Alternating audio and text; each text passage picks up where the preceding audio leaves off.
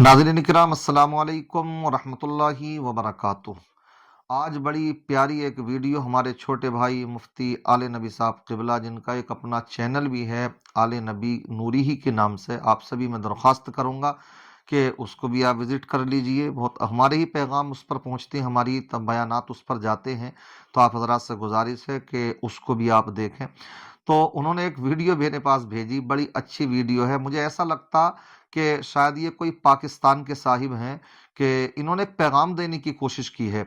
मैं इसके ऊपर कुछ तबसरा करूँगा, पहले आप इसको देख लीजिए। इंशाल्लाह आप जब देखेंगे तो थोड़ा हंसी भी आती है और साथ ही साथ मुझे एक इस पर यह भी हैरत होती है कि वाकई खूब बनाई वीडियो इसने बनाई, बड़ा अच्छा पैगाम देने की कोशिश की है। देखें आप इस वीडियो को, देखिए आप। तो जज थे, आपका दबदबा था, जैसे चाहते थे कलम चला देते थे, हैं? आप ऐसे हो गए, आप इतने तनहा हो गए, आप इतने अकेले हो गए। ये क्यों? आप यहाँ पे भी जज ही है ना साहब। साहब याद है, मैं वही जिसकी बाइक चोरी हो गई थी, मैं आया था आपके ऑफिस के बाहर 6 घंटे खड़ा था, मगर आपके प्रोटोकॉल वाले तो मुझे अंदर आने ही नहीं दे रहे थे। वो कह रहे थे साहब बिजी है। तो आप यहाँ पे भी डीएसपी है क्या? तो आप तो वही साहब है ना जिसका लाहौर में अलग बंगला था, कराची में अलग, इस्लामाबाद में अलग, और आपकी फैमिली यूके में रहती थी। मतलब आजकल आप इतनी छोटी जगह में रह रहे, तो लोग क्या कहेंगे? आपकी इज्जत पे बात नहीं आएगी।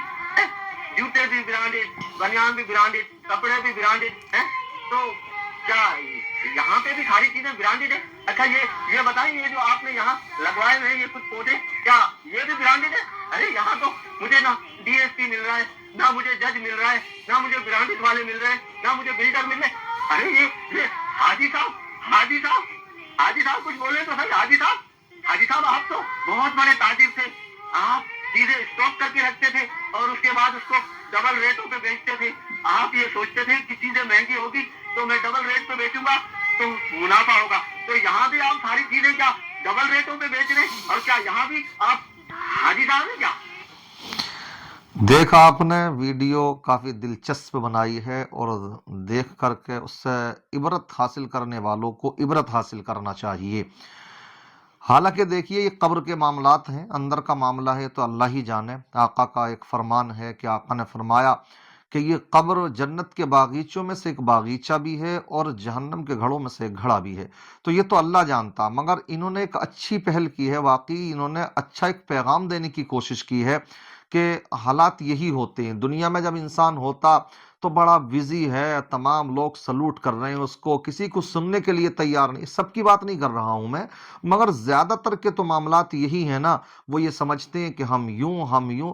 लेकिन आज जाकर के देख लो कि जो जिनकी तोती बोलती थी, आज कब्र में जाकर के उनके तोते उड़े पड़े हैं। आज ये तो पक्के कब्रिस्तान में शायद कहीं पहुंच गए हैं। कुछ ऐसा लगता कि कुछ खानदान वालों की अपने कब्रिस्तान होती है, तो इस तरह के मामलात वहां नजर आ जाते हैं। बाकी तो आप कब्रिस्तान में आम वैसे कब्रिस्तान में जाकर के देखें तो कब्रें ढूंढे से हाथ नहीं आती हैं। या तो आप जाते रहें, बच्चों को बताते रहें, तब ऐसा हो जाता, वरना तो 10-20 साल गुजरने के बाद में कब्र ही का पता नहीं लगता है। इसलिए मैं आपको बस यही पैगाम देने की कोशिश करूंगा कि देखिए, आका की बारगाह में एक सहाबी जब आए तो उनसे जब उन्होंने पूछा, या रसूल अल्लाह, अक्लमंद कौन है, दानिशमंद कौन है, बुद्धिमान कौन है? तो आका ने फरमाया, अक्लमंद वो है जो दुनिया में रहे मगर फिक्र आखिरत की करे। यहां रह करके अगर आखिरत की फिक्र करेगा तो वो यहां भी इज्जतदार रहेगा और आखिरत में भी इज्जत वाला ही रहेगा। और आपको वो फरमान तो याद ही होगा कि जो हजरत उस्मान गनी जानते हैं, ये अशरे मुबशरा में से हैं।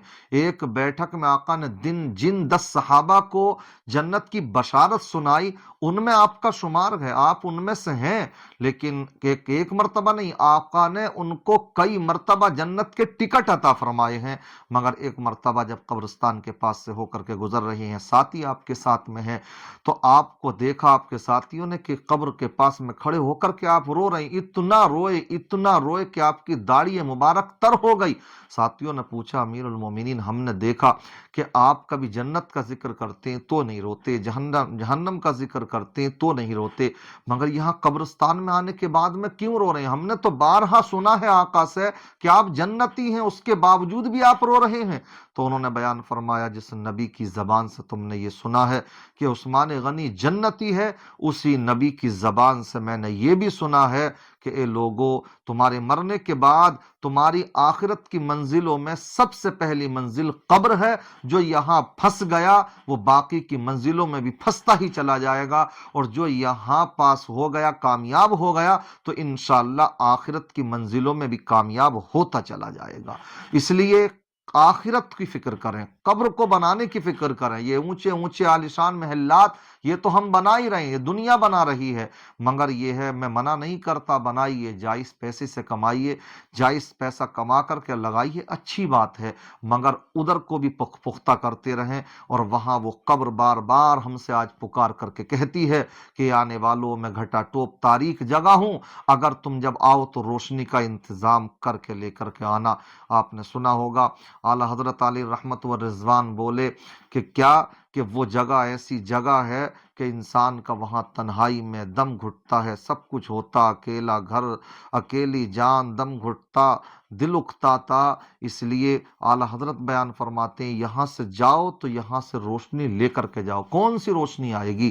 کیا ہے وہ روشنی؟ تو یہ نمازوں کی روشنی، یہ صدقات کی روشنی، یہ جب آپ راہ خدا میں خرچ کریں گے تو انشاءاللہ یہی چیزیں سب آپ کے لیے روشنی بنتی چلی جائیں گی۔ آقا فرماتے ہیں نمازوں کی پابندی کرنے والے کے لیے یہ نماز انشاءاللہ برہان اور نور بن جائے گی۔ تو اس سے عبرت حاصل کریں۔ بڑی اچھی ویڈیو بنائی جس نے بھی بنائی، عبرت حاصل کرنے والے میں سمجھتا ہوں عبرت ضرور حاصل کریں گے۔ آپ کو یہ ہماری ویڈیو کیسی لگی آپ کمنٹ کر کے ضرور بتائیے، اور مجھے یقین ہے کہ آپ کو یہ اچھی ہی لگی ہوگی۔ جیسی بھی لگی، کوئی مشورہ دینا چاہتے ہیں، کچھ پوچھنا چاہتے ہیں تو کمنٹ کر کے آپ پوچھیے۔ السلام علیکم ورحمۃ اللہ۔